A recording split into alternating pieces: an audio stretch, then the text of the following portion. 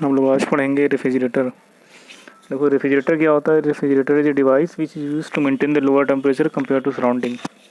और ये क्या होता है, एक पावर एब्जॉर्बिंग डिवाइस है, वो है जो पावर को एब्जॉर्ब करता है, पावर कंज्यूम करता है।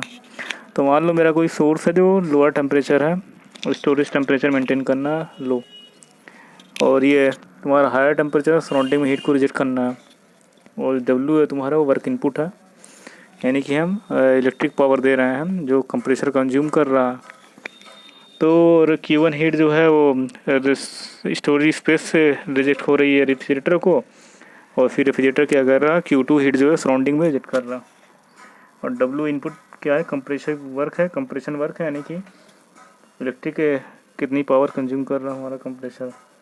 तो रेफ्रिजरेटर के लिए क्या होता है, रेफ्रिजरेटर के लिए हम COP डिफाइन करते हैं, मतलब ये कोफिशिएंट ऑफ परफॉर्मेंस। COP का फुल फॉर्म होता है कोफिशिएंट ऑफ परफॉर्मेंस। COP हम डिफाइन करते हैं रेफ्रिजरेटर के लिए, एफिशिएंसी डिफाइन करते हैं हीट इंजन के लिए। तो COP का जो फार्मूला होता है वो desired effect upon work input होता है, यानी कि COP equal to desired effect upon work input. और देखो डिजायर्ड इफेक्ट यहाँ पे क्या है हमारा, यहाँ पे डिजायर्ड इफेक्ट जो है वो Q1 है। Q1 क्यों है, क्योंकि हमको यहाँ पे चाहिए लो टेम्परेचर मेंटेन करना है। रेफ्रिजरेटर का काम ही होता है लो टेम्परेचर को मेंटेन करना। तो हमारे यहाँ जो डिजायर इफेक्ट है वो Q1 है, और वर्क इनपुट क्या है, WIN है, यानी कि वर्क इनपुट W है। तो CPU हो जाएगा Q1/W। तो कंजर्वेशन ऑफ एनर्जी से अगर हम निकालेंगे, जितनी भी एनर्जी जा रही है रेफ्रिजरेटर रिसीव कर रहा है, तो यानी कि इनकमिंग एनर्जी आउटगोइंग एनर्जी के बराबर होना चाहिए, यानी कि Q1 + W = Q2। तो उससे हम कैलकुलेट करके निकालेंगे। तो COP का दूसरा फार्मूला होता है COP = TL/TH - TL, यानी कि COP जो है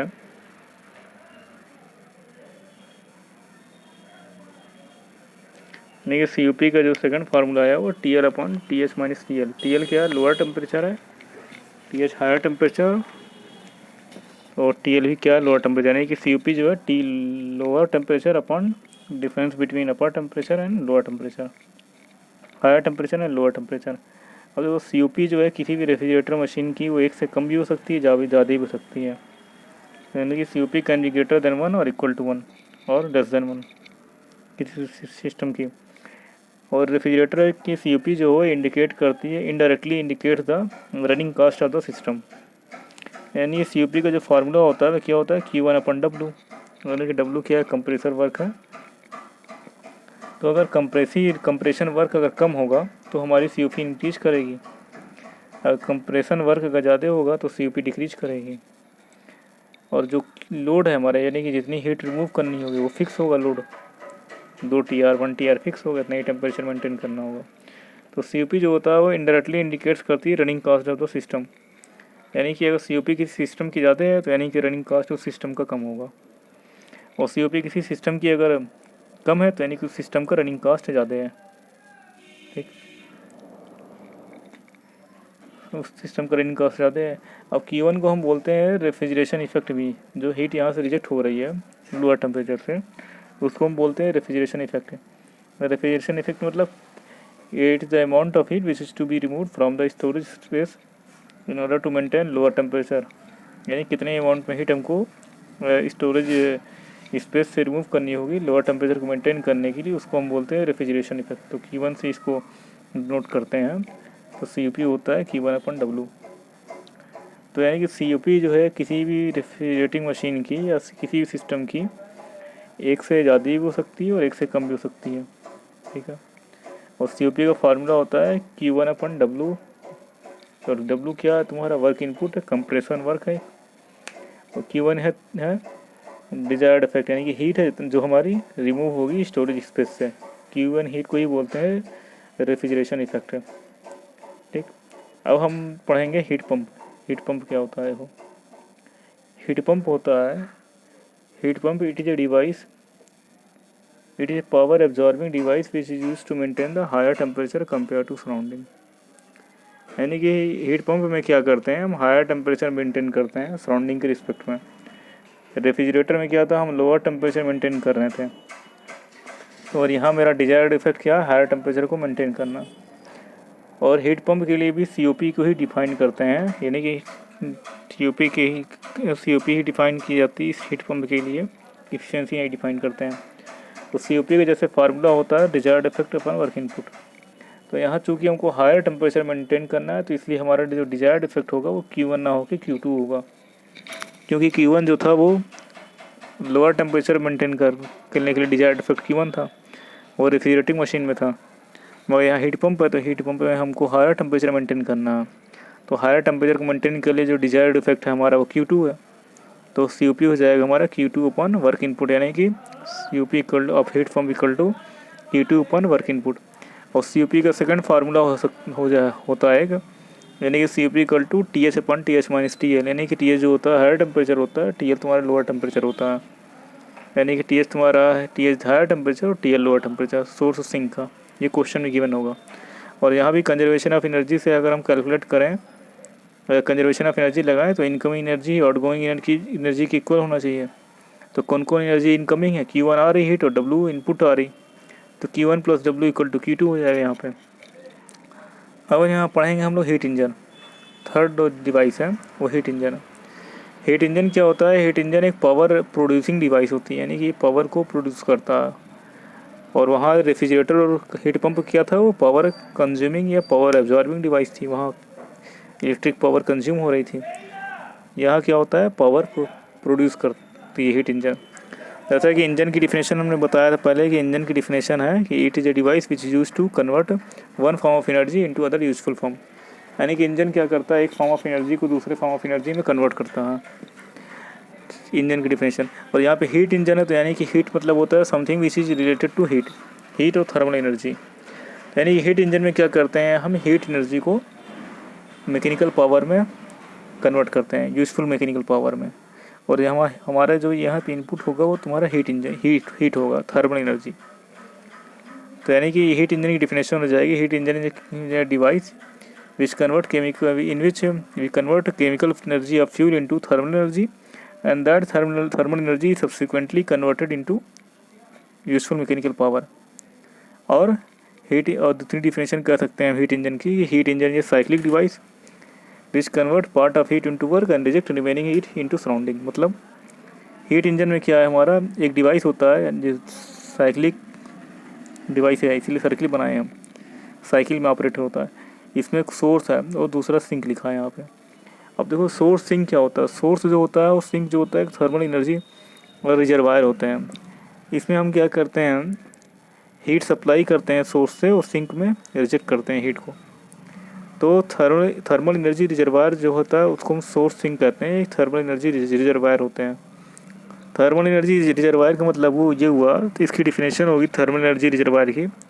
thermal energy reservoir define as the large body of infinite heat capacity which is capable of absorbing or rejecting a limited quantity of heat without any appreciable temperature difference।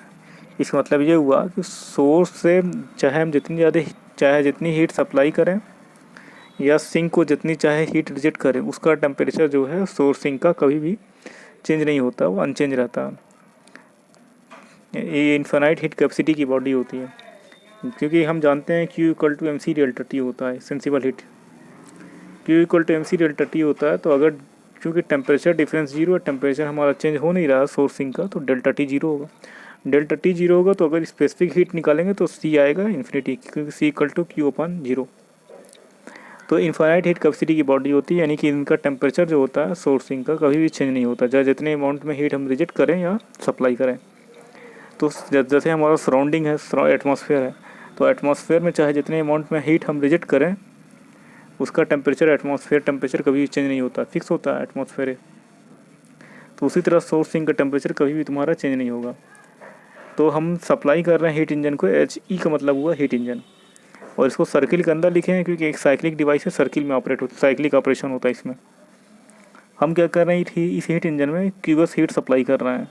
जब क्यूबस heat supply कर रहे हैं तो ये heat engine हमको work में convert कर रहा है हीट को, यानी कि सप्लाई हीट जो क्यूबस है उससे हमको नेटवर्क मिल रहा है W का, यानी कि इनपुट हम दिए H क्यूबस और हमको आउटपुट क्या मिल रहा है, नेटवर्क मिल रहा है W नेट का। यानी कि इनपुट एनर्जी क्या हीट है हमारी, आउटपुट एनर्जी क्या मैकेनिकल वर्क है। तो हीट इंजन के लिए क्या करते हैं, हम इफ़िशियंसी को डिफाइन करते हैं, ना कि हम COP को। efficiency is defined for heat engine और COP is defined for refrigerator and heat pump। तो इफ़िशेंसी का हम जैसे जनरल फार्मूला जानते हैं कि इफ़िशेंसी होता है किसी भी सिस्टम की output upon input, it is the ratio of output to input. तो इफ़िशेंसी हम निकालेंगे हीट इंजन की, तो आउटपुट यहाँ पे क्या मिल रहा है हमको, नेटवर्क मिल रहा है, डब्ल्यू नेट मिल रहा, और इनपुट क्या हीट सप्लाई है। तो इफ़िशेंसी का फार्मूला हो गया network output upon heat supply. तो network output upon heat supply लिख दिए हम यहाँ पे।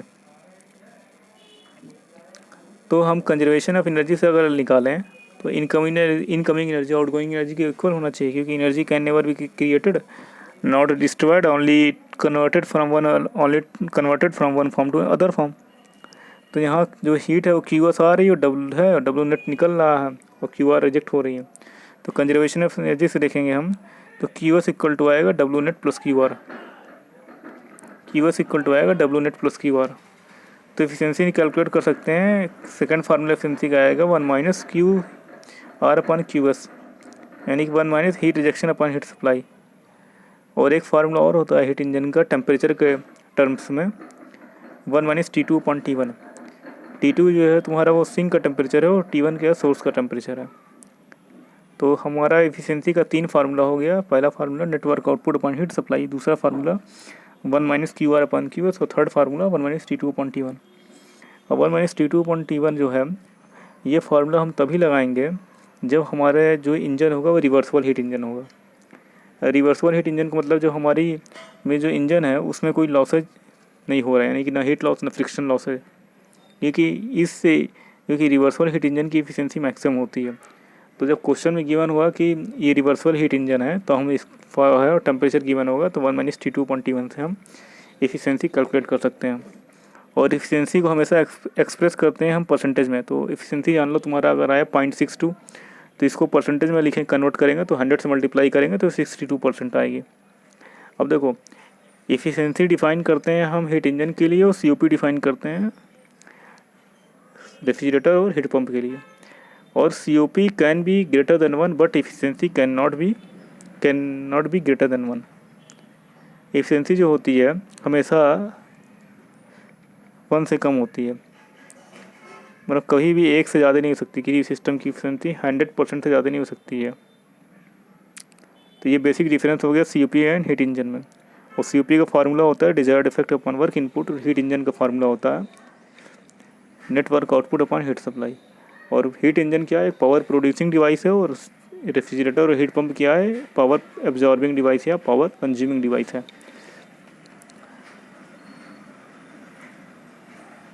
अब हम लोग पढ़ेंगे यहाँ पर relationship between the COP of heat pump and COP of refrigerator. ये एग्जाम में आता है, इसका डेरिवेशन देखो।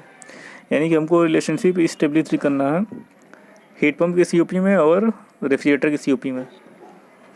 देखो ये फर्स्ट डायग्राम बना है हीट पंप का, HP मतलब हीट पंप, और सेकंड डायग्राम जो बनाए हैं वो REF मतलब रेफ्रिजरेटर।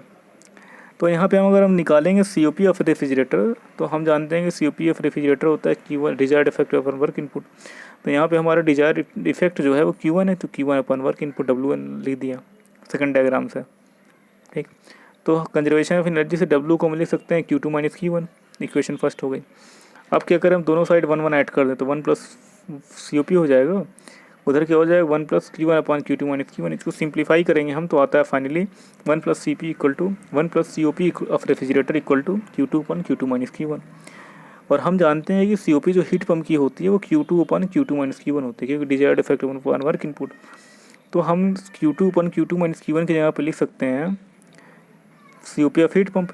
तो फाइनल एक्सप्रेशन जो हम ब्रैकेट में लिखे हैं बॉक्स के अंदर वो लिखे हैं COP of heat pump equal to 1 plus coefficient of performance of refrigerator.